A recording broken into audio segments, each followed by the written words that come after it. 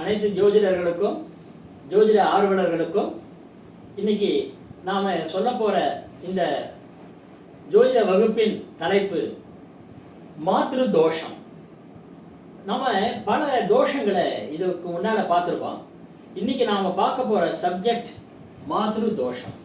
மாத்ரு அப்படின்னா என்ன அப்படின்னா மாதா, அன்னை, அம்மா, தாய் எப்படி என்னமா சொல்லலாம்.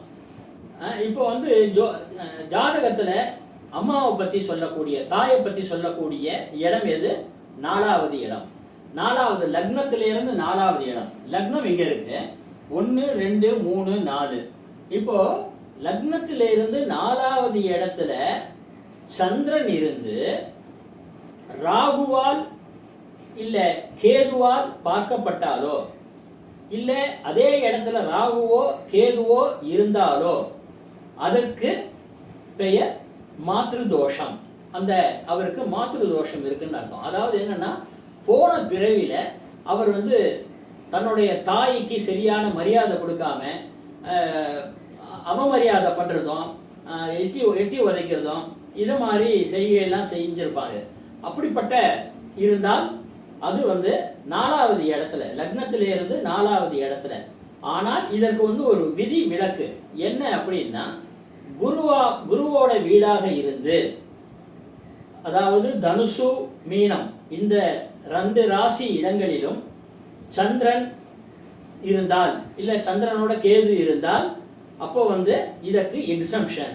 அதே மாதிரி இங்கே வந்து குரு பார்வைன்னு சொல்லிட்டேன் நான். குரு பார்வை இருக்கணும்.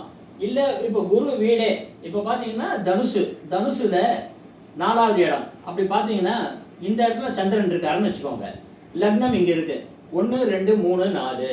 4வது இடம் சந்திரனா இருக்காரு, ஆனால் குரு வீட்டில் இருக்காரு.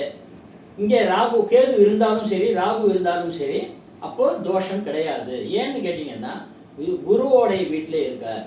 அப்படின்ற ஒரு அடிப்படையில் இந்த மாத்ரு தோஷம் அப்படின்னு ஒருத்தருக்கு இருக்குன்றது தெரிஞ்சால் அதற்கு ரொம்ப எளிமையான நிவர்த்தி செய்தால் அதை நாம் வந்து அந்த தோஷத்தை களையலாம்.